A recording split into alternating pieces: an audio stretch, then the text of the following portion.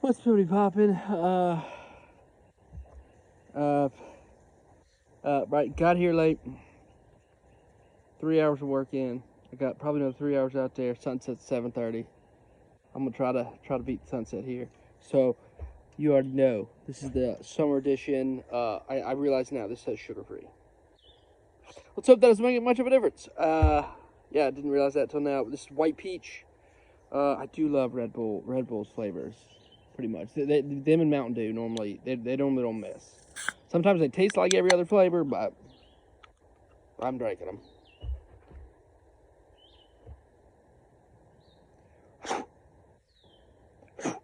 Dirt.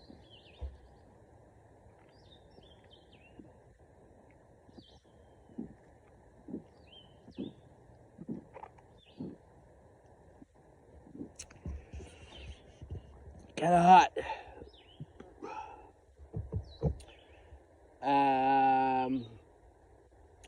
For the sake of the argument, let's not play the temperature of the drink into it. It tastes like peach. I do taste a little bit of the sugar-free there. That's my fault. Won't count that against it either. I don't know. It's pretty good. I mean, it tastes like all peach things.